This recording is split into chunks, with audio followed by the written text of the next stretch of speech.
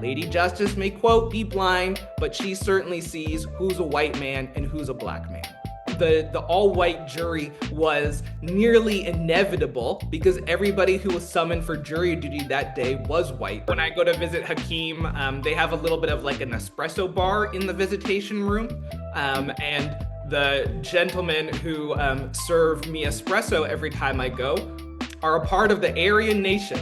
Having to serve 6.5 years for a fight he didn't provoke.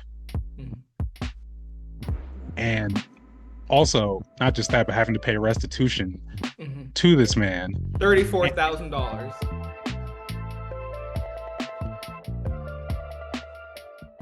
Welcome back to the Black Oregon POV podcast. I'm your host, Bruce Poinsett, and this is the show where I ask the big questions and explore the big ideas about Black life in Oregon with a special guest. Today, we have a returning guest, Taylor Stewart, founder and executive director of the Oregon Remembrance Project. And Taylor is featured in a new documentary on Southern Oregon PBS, Justice for Hakiym, which is directed and produced by Keegan Van Hook and is part of the Us As We Are series. This documentary explores the movement to exonerate Brian Hakiym Simpson, a Black firefighter who was arrested and imprisoned in 2024 for assaulting a fellow firefighter, Brandon Keith Olson, after Olson not just directed the N-word at him, but threw the first punch and instigated a fight. And Brian Hakiym Simpson is currently serving a sentence for assault at Snake River Prison. So this documentary, or Snake River Correctional Institute, I should say. And again, this documentary explores the case, but also the dynamics of Oregon, such as its history with Black exclusion laws, the sundown laws, and mass incarceration. And as I mentioned before, one of the people featured in this documentary is Taylor Stewart. So, first off, Taylor, thank you for being here. And just to start, can you just talk about what did you make of the documentary? Yeah, thank you. I'm thrilled to be back with you, Bruce. I learned about Hakeem's case. I remember what day it was, because it happened to be January 6th, 2025. And it was the anniversary of January 6th, and Trump was coming back into office. And so I remember that day because someone had sent me the video that base Black Alliance for empowerment, that they had done about Justice for Hakeem. And I had I was like, okay, someone sent me this video. I have never been involved in an effort to try and free someone from prison. I hadn't met Hakeem before. So, as I'm going into this video, I'm thinking like, okay, this is an issue that's brewing up in some of my Southern Oregon communities. Like, how much should I be involved in this case? And in the original Base Oregon video, I found out that Hakeem was from Cincinnati, which is where my dad is from. And so I have the misfortune of being a Portland and Cincinnati sports fan, which means that I am a Cincinnati Bengals fan. And in this Justice for Hakeem video, they're interviewing members of Hakeem's family. And what stood out to me was, in this video, Hakeem's mom was actually wearing a Cincinnati Bengals jersey. And in particular was wearing, his name's Jamar Chase, and I have a Jamar Chase jersey. And so as I was pondering, how much should I get involved in this case? Those sort of bright neon orange letters of the Cincinnati Bengals felt like life. That was my sign. As ordinary as that may look to the outside, it was like, all right, that is a specific sign that I need to get involved in this man's story. And so I got my visitation approved with the Department of Corrections, and I went out to visit Hakiym for the first time, March 2025. And this was our first time meeting, and when we first met, we had to talk about the case a lot. And so as I left my second visitation, I sort of asked myself, WWBSD, what would Brian Stevenson do? Which I think is a question that many of us should ask in life. And the answer to that question was Brian Stevenson would come back the next month. And so I made the trip out there again in April 2025 so that Hakiym and I could get to know each other more on a personal level, apart from his case and the story. And we had that was really the start of what has become a very meaningful friendship to myself. And after that second visit, once again, asking myself the question, WWBSD. And I knew that the answer to that question was to find a way to offer Hakiym employment post prison. And so Hakiym will join the Oregon Remembrance Project when he gets out of prison. And those two visits were the start of what have been many visits, going out to visit him. And so to get circle back to your original question, watching the documentary, it very much so has been what I have been living for the last year and a half, being involved in Hakiym's story. Um, it took a long time for the appeal to get submitted. It took the DA filed for three extensions, and they finally submitted their response to the appeal the week of Juneteenth.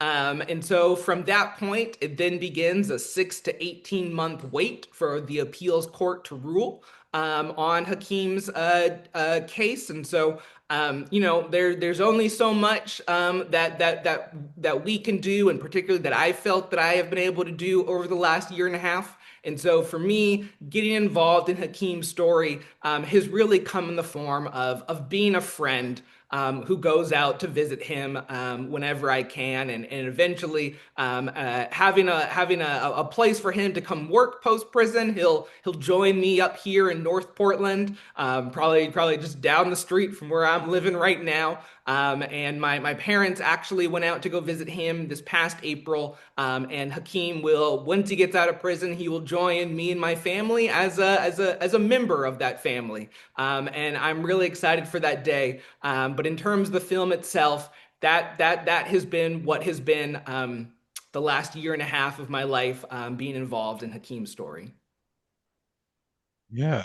And, that's one of the things that definitely stood out to me watching this in terms of just, I think it was Kim from Base who had talked about we can be mad at so many different elements and people in this process, but he really emphasized focusing on the system.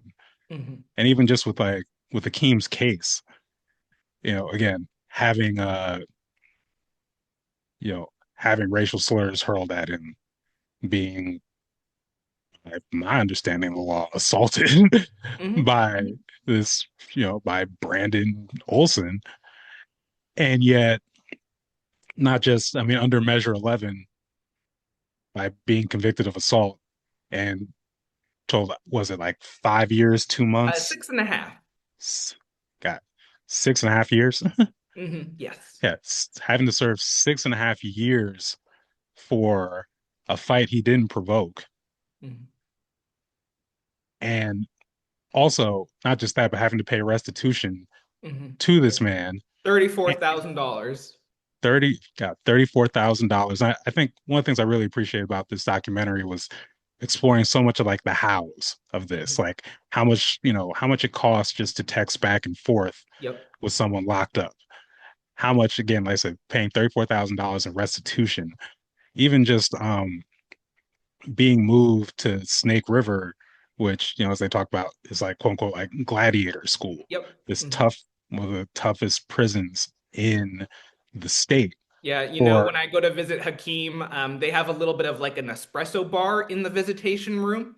Mhm. And the gentlemen who serve me espresso every time I go are a part of the Aryan Nation. And there is a surplus of Aryan Nation folks in this prison, and you're like, that is just that is the reality. And they're like, that's just a snippet of what Hakiym experiences on a daily basis. But you are in close proximity to people who do not see your value as a human being.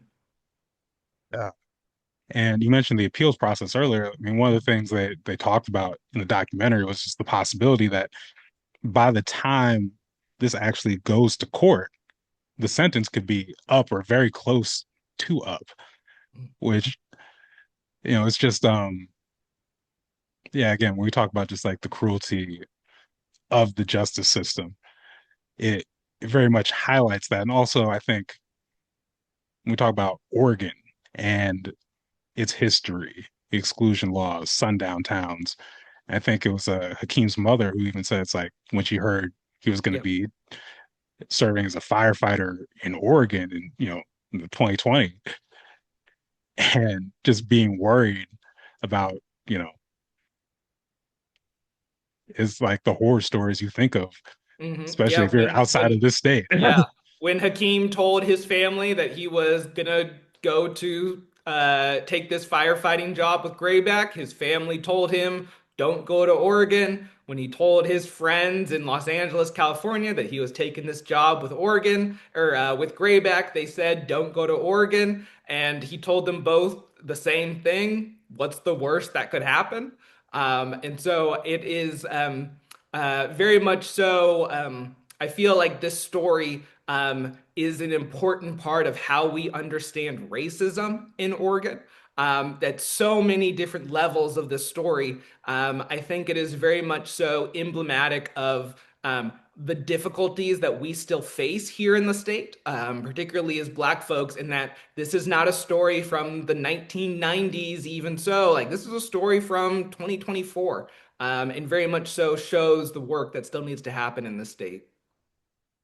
And to that point, one of the things, like one of the chapters in this is literally on whiteness Yeah. and just the prominence. Like he was convicted by an all-white jury in Josephine County, and you know in there it's not even something necessarily nefarious in the jury selection because it's picking from the pool of people there, but Yeah. just again, that's the system. Yep, I read on the court transcript they have what were the conversation during the jury selection process, and as you read through the conversation of the jury selection process, you can't see who's in the room, but you can tell by this conversation that everyone in the room was white, and so the all white jury was nearly inevitable because everybody who was summoned for jury duty that day was white. You can tell when the conversations in the jury selection talk about Van Halen and Larry Bird and how half of the room puts their hand up when it is, do you have a family member who has been a member of law enforcement?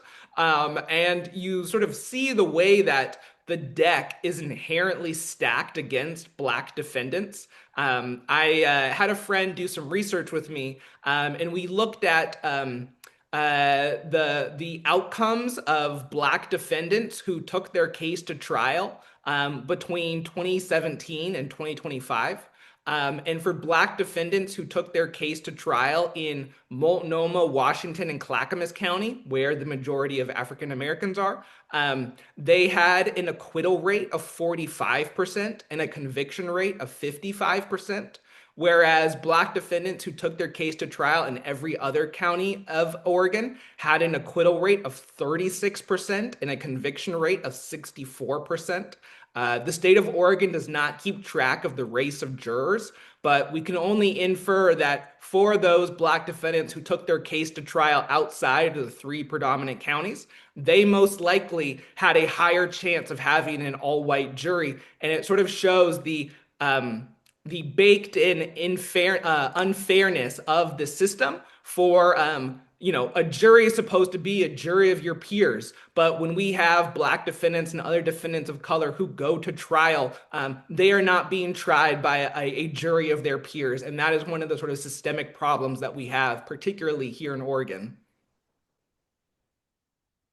When you were talking about sort of that theme of whiteness in the documentary, one of the things you kind of used to, it's like convey it to the audience. You talk a lot about beach themed bathrooms, and obviously it's a very serious documentary. We're talking about Hakim's case, but I'm curious, like, because you made a bunch of references to like the beach themed bathrooms, and obviously like I think it's a thing that kind of it's a nice little like trick as far as like sticking with the viewer. But can you just talk a little bit more about like why you chose to kind of like lean Yeah, in on that? I think I often make that reference to beach themed bathrooms because it's like that is beach themed bathrooms are such a white person thing. Like it is so white. And but it the in the fact in that conversation was there is nothing wrong with beach themed bathrooms. Um, but it is when whiteness is centralized and everyone else is a delineation from that, is when white cultural expression becomes a means of oppression. If we mandated that everybody who lived in Oregon had to have a beach themed bathroom, that would be the systemic oppression using whiteness as that tool. And so sometimes I use that as a reference because sometimes, particularly when I have these conversations in Southern Oregon, it is like, well, is every cultural expression of whiteness a inherent means of cultural oppression? I don't personally think so. For instance, I don't think there is anything particularly oppressive about an individual having a beach themed bathroom, but it is the centralization of that as the normal that we think if we were to think of every bathroom that is not beach themed as carrying more inherent negative value, that would be a negative centralization of whiteness. And so I use that as a cheeky example for people to have a conversation about what sort of white cultural expression, what whiteness could look like in sort of a neutral space versus as a central space, which then sort of creates it as a means of oppression. Yeah.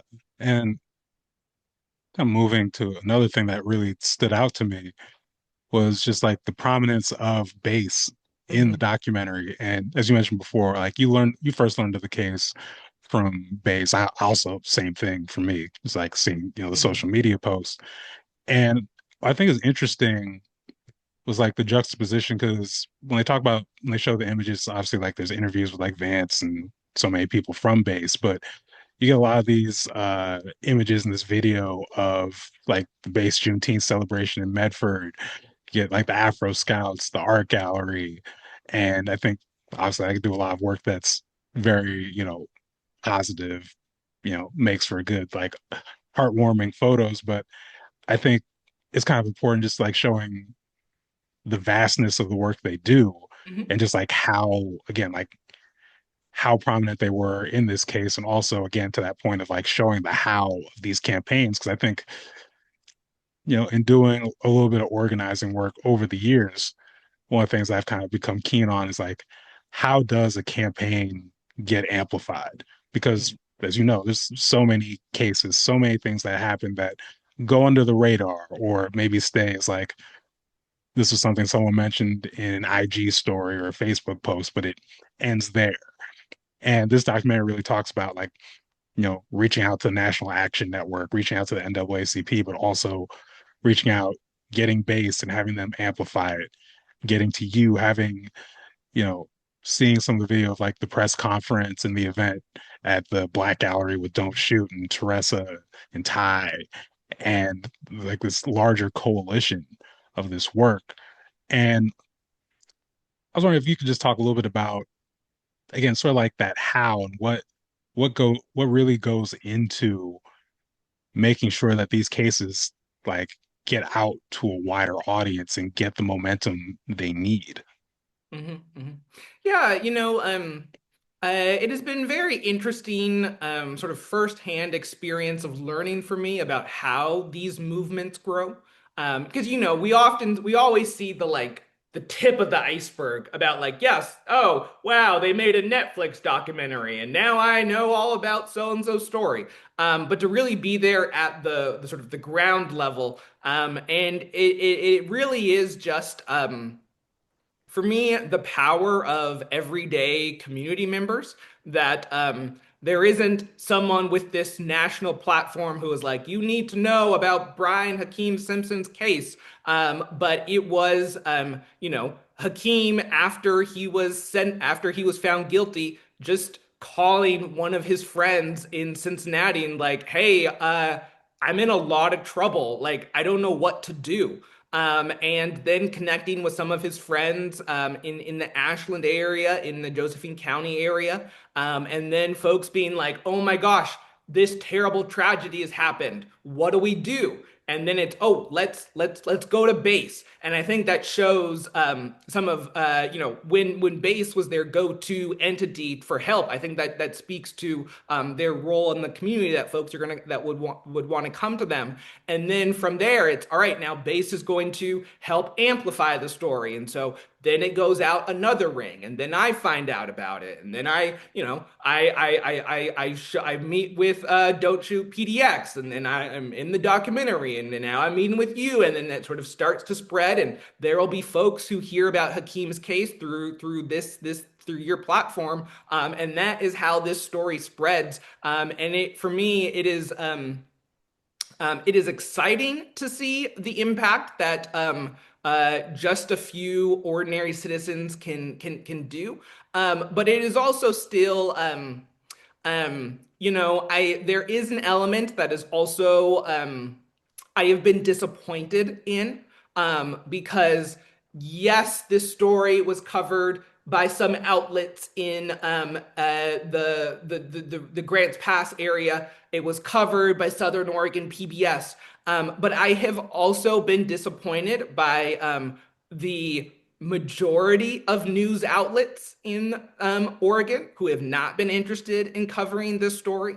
I have been disappointed by the number of outlets and folks who have not wanted to amplify this story. And so there's both the yes, I'm excited that ordinary people are able to lift the story, but also you are faced with the challenges of this is not a seamless, let's spread the story of this injustice, because, and it sort of speaks to what is the difficulties of whiteness in Oregon. Is this is a story that forces people to look in the mirror about what is looking back in the state of Oregon, and still there is difficulty getting traction amongst large entities here in the state. Absolutely. And you mentioned earlier, like when Kim is done serving his sentence, or if he's hopefully when he's exonerated, bringing him on to the Oregon Remembrance Project. And one of the things also featured in this documentary, of course, is just like the man himself. Yeah. The artist, the organizer, the obviously the father. I even talk about but they have a mural of him in In Cincinnati. Cincinnati. Yeah. And I think it's always great to like, I forget exactly, I want to say it was Kim again in the documentary talking about just how, or maybe it was Kim or Vance talking about how when in these cases, when they're going to bring up everyone's like criminal record, past, that you need these details. Mhm. But on the same level, there's a Michael Blacklight talking about how, yes, he's this great man, but like, even if he wasn't, like, this is still wrong. Yeah. But all that said, you just talk a little bit more like you spent some time getting to know him, visiting, but just can you just talk a little bit more about, yeah, that getting to know Hakeem and like what has really just impressed you so much? Because like, yeah, it's an idea like, the community is gonna get to know him in the Mhm. next few years, not just from this case, but like what he's gonna bring to the Oregon Remembrance Project. Yeah, I think what has stood out to me the most in the year and a half that I've gotten to know Hakeem is his commitment to using his story as a means of helping the community where he was where he experienced this injustice, as opposed to using his story to punish the community where his case happened.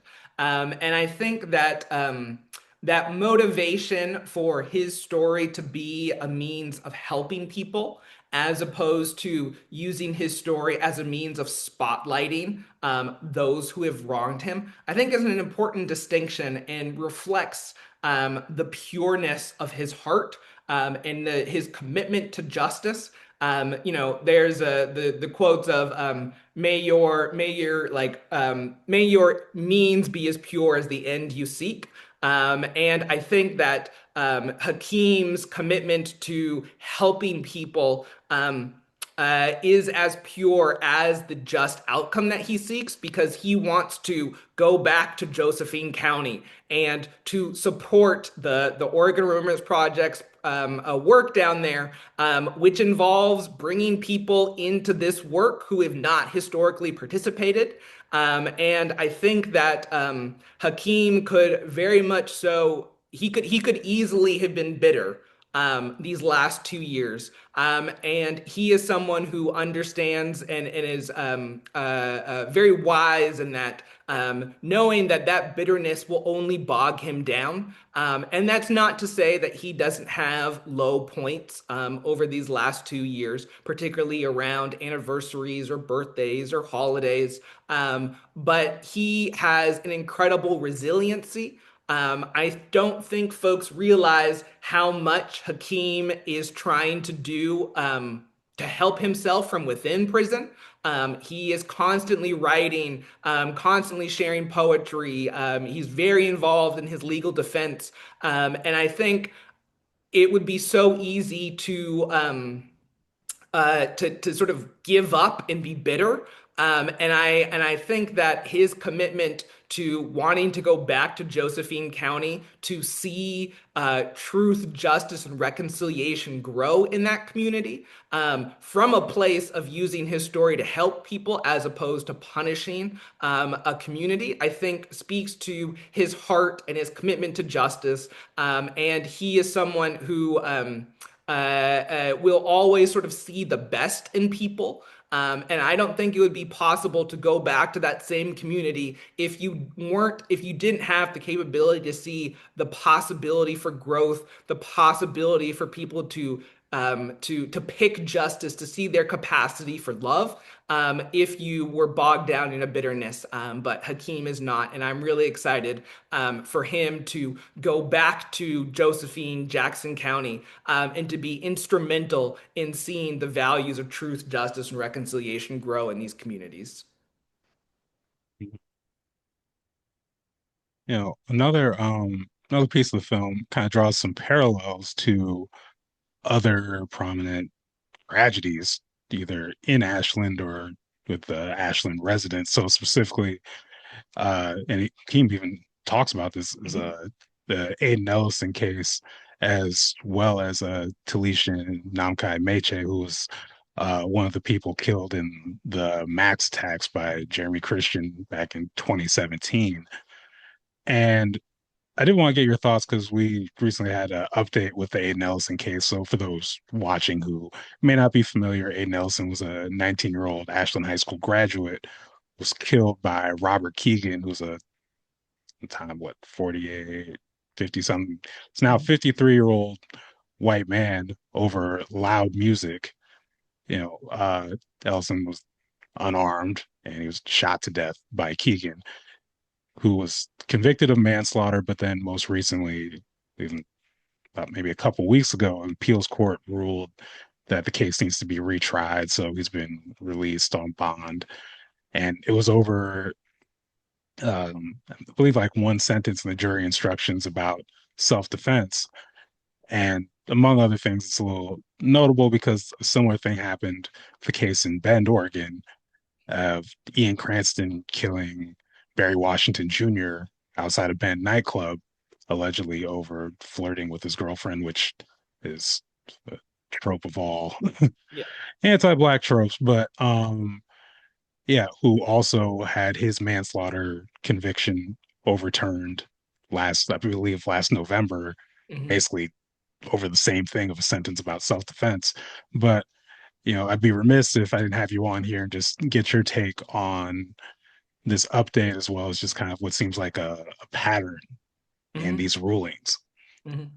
Yeah, so you briefly mentioned at the start how our court systems don't recognize the use of the N-word as an assault. But Hakim's situation happened in 2024.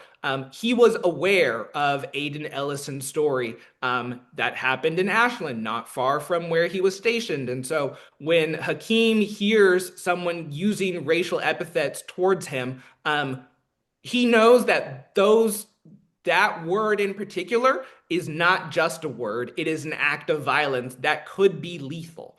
And so Hakiym was aware of A. Nelson's story prior to his incident, and ironically, Robert Keegan was actually incarcerated at Snake River Correctional Facility as well. And so Hakiym had actually seen him around, and sort of the sick irony of Robert Keegan being the one who leaves Snake River Correctional Facility while Hakiym is still incarcerated. And with the incident in Bend, we have two white men who actually killed a unarmed black man, both of their cases getting overturned. But we have been fighting so long to get Hakim's case overturned, where he was a black man who was in a altercation with a white man, and just because the white man sort of quote lost the fight, Hakiym is arrested, tried, and convicted. And there are sort of there's two reasons why these sort of have happened differently. One is that Hakim's case has gone so slowly, and it has a lot to do with the local district attorney dragging their feet on responding to the appeal. And then the other is just uh, um, so, I feel like we do not have a shortage of lawyers in this world, but we sure do have a shortage of judges. And the 6 to 18 month timeline for getting a response to Hakim's appeal, that is really just due to human workload. And why we don't invest more heavily in a lawyer to judge pipeline sort of goes to show we only invest in things that sort of the status quo feels are important. If you are outside of the carceral system, 6 to 18 months, that doesn't feel that long. That's just sort of the way things are. But if you are someone who is waiting for their case to be heard, 6 to 18 months, that's a lifetime. And the fact that we haven't invested in simply having more judges in the appeals court because we are okay with this backlog of cases sort of goes to show what happens when we have a population and particularly individuals in power who may have proximity to the topic of mass incarceration, but not necessarily proximity to the people within it.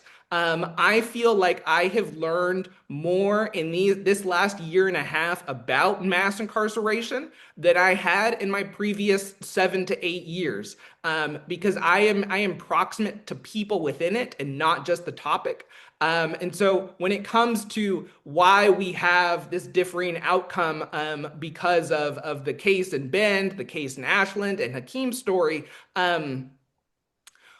our system is just not set up to respond expeditiously to instances of injustice. And I think it really goes back to um, our system as it exists is okay with its slowness. And that may be fine for the people who are in Salem, who are in the appeals court. But for folks like Hakiym who are waiting with bated breath for their case to get heard, it is a flaw. Justice too long delayed is justice denied. Are we really going to say that Hakim's story was found justice when he is released from prison after serving, say 4 years of a 6.5 year sentence? Where we're like, oh, yes, actually, you shouldn't have been sentenced to prison. But he's not going to get restitution. Even if the case is overturned and the DA decides not to retry, those are potentially going to be 4 years that Hakiym it doesn't get back. Um, Hakiym missed his oldest son's high school graduation the other month. That is a life memory that he doesn't get back. And the fact that we have these incidences of white men getting their case overturned when we certainly did not think that was going to be a possible scenario.